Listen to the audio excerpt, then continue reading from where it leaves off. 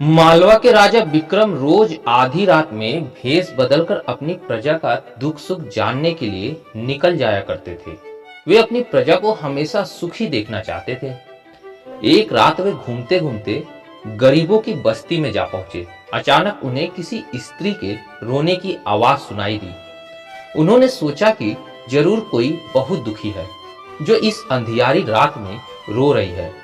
वे झट से उसी तरफ मुड़ गए। थोड़ा आगे बढ़ने पर उन्हें एक झोपड़ी दिखाई दी। पास जाने पर उन्होंने देखा कि एक झोपड़ी में दो बूढ़ी औरतें माथे पर हाथ रखे रो रही हैं। राजा ने भीतर जाकर उनसे पूछा, माता जी, तुम्हें ऐसा कौन सा दुख है कि इस तरह आधी रात में रो रही हो? एक बूढ़ी औरत ने सिर उठाकर कहा, बेटा, हमें कोई दुख नहीं है।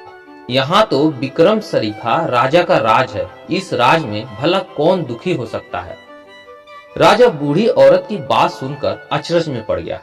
उन्होंने पूछा, तो फिर तुम दोनों रो क्यों रही हो? इस पर औरत बोली, बेटा, हम रोए नहीं तो और क्या करें? हमारा ऐसा प्रजापालक राजा विक्रम आज मर जाएगा, तब तो हम अनाथ हो जाएंगे। इतना कहने के बाद दोनों फिर से रोने लगी।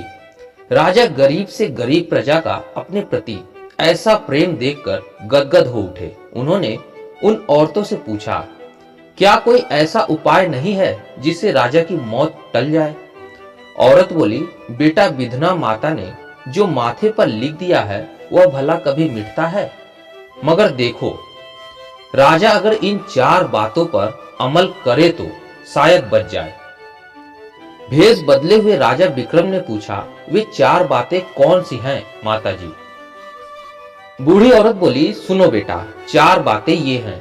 नमकीन भोजन नहीं, रात में सोना नहीं, नाते रिश्तेदार दूर, बैरी का आदर सत्कार। राजा को इन्हीं बातों पर अमल करते हुए रहना है। समझ गए ना बेटा?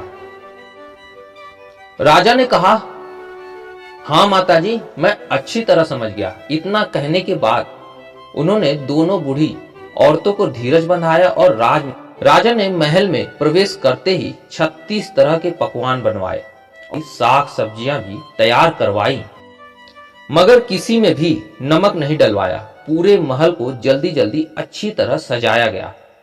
पूरा महल प्रकाश से जगमगाने लगा। राजा ने अपनी सभी नाते रिश्तेदारों को दूर भेज दिया और नगर के द्वारों को खुला ही किया। आधी रात जब बीत गई, इस समय विधना माता धम धम करती हुई आ गई। राजा उनका स्वागत करने के लिए तैयार थे। उन्होंने बड़े आदर से विधना माता का स्वागत किया और उनके पैर छूकर प्रणाम किया। उनको आसन पर बिठाकर हीरे मोती जड़ा साल उड़ा दिया। ऐसा स्वागत देखकर विधना माता चकित रह गई। उन्होंने कहा, राजा विक्रम, मैं तो तुझे लेने आई हूं। राजा विक्रम हाथ जोड़कर बोला, मैं हाजिर हूं माताजी, आपके साथ चलूंगा ही, मगर मेरी एक विनती है, आप पहले भोजन कर लें, फिर हम चलेंगे। विधना माता भोजन करने के लिए राजी हो गई। राजा ने उनके लिए 36 तरह के पकवान और 32 तरह की साग सब्जी तैयार करवाई थी। वह सब उनके सामने परोस दिया। विधना माता ने सारी चीजें चखी। नमक बिना वे फीकी लगी।